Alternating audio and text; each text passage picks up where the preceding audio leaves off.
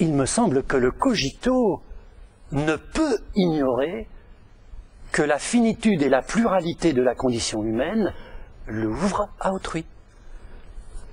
Sur le mode de ce même désir érotique, dont nous espérons tous la satisfaction, c'est-à-dire non seulement la jouissance physique, on l'aura compris, mais aussi et surtout la reconnaissance symbolique de soi, comme être subjectif, singulier et donc digne, à égalité avec autrui. Oui, mais si l'amour peut être un puissant facteur de civilisation collective, en adoucissant les mœurs, comme on dit, et si l'amour peut être un puissant facteur de moralisation personnelle, je dirais en éduquant le sentiment, en attendrissant les cœurs. L'expérience la plus commune, comme la représentation littéraire et artistique, nous l'avons dit, nous montre aujourd'hui notamment que l'amour peut se révéler aussi un puissant fauteur de violence, aussi bien physique que symbolique. Et donc l'amour peut malheureusement, si nous n'y prenons garde, nous ramener du cosmos au chaos, en désymbolisant ou en désublimant nos rapports privés comme publics, jusqu'à nous déciviliser et, plus près de chacun d'entre nous, jusqu'à nous démoraliser, en administrant une souffrance d'autant plus insondable et insoutenable qu'aujourd'hui la souffrance, notamment sentimentale et sexuelle, devient de plus en plus secrète, d'être muette, dans des histoires d'amour, comme on dit, sans parole, des histoires sans parole, je dirais. De plus en plus, les histoires d'amour sont des histoires sans parole. Sans langue, en tout cas. Sans langue partagée, un peu structurée. Comme toutes les autres expériences humaines, d'ailleurs, malheureusement. Sauf, dans le cas d'une, je dirais, obscénité sans pudeur, des coming out, comme on dit aujourd'hui en français, enfin des déballages de soi, dans des réalités chaudes, des téléréalités, c'est-à-dire le degré zéro de la fonction symbolique, de la construction d'un langage clair et distinct, et même, je dirais, aujourd'hui, des histoires d'amour sans parole, qui explosent dans des discours de passion collective ressentimentale, et dans tous les cas, toujours au nom de la revendication d'un droit sans limite à la reconnaissance et au respect de soi, qui deviennent aujourd'hui impériaux.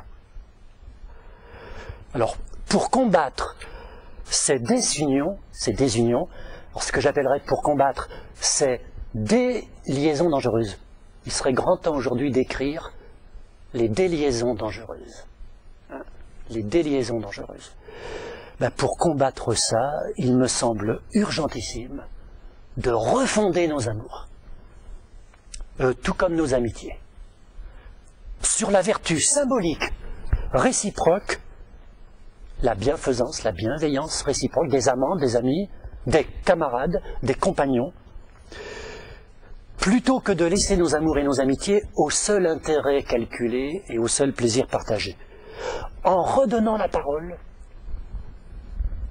à nos amours et à nos amitiés, dans un dialogue intersubjectif, c'est-à-dire entre les sujets, mais aussi et peut-être surtout finalement dans un dialogue intrasubjectif, c'est-à-dire un dialogue avec soi-même. Parce que pour parler avec elle, comme le dit le film, pour parler avec lui, il faut d'abord se parler à soi-même, sinon que vais-je dire à autrui si je n'ai aucun dialogue intérieur avec moi-même? Pour bien parler avec elle ou avec autrui, il faut se bien parler à soi-même d'abord, s'entendre avec soi pour réussir à s'entendre avec autrui. L'homme le plus insupportable, c'est celui qui ne sait pas se supporter lui-même. c'est-à-dire nous tous, aujourd'hui, semble-t-il, pris dans cette déferlante destructrice. Et donc, reconstruire nos amours et nos amitiés dans, je cite Platon, c'est la plus belle définition du cogito, le dialogue intime et silencieux de l'âme avec elle-même pour mieux rencontrer autrui, selon le mode du dialogue et du discours partagé. Ce qui, à la fois, reconduit le cogito à soi-même, reprends-toi toi-même, cogito, mais en même temps, ouvre cogito à autrui.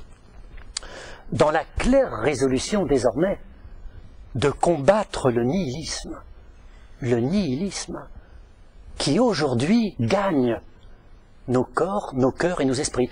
Alors le nihilisme, c'est pas simplement un petit vague à l'âme passager qui ferait qu'on ne croit plus à rien. Hein. Non, le nihilisme, c'est la conception et l'attitude selon laquelle plus rien n'existe réellement. Plus rien n'est vraiment connaissable et plus rien n'est légitimement praticable plutôt qu'autre chose ou le contraire. Le nihilisme.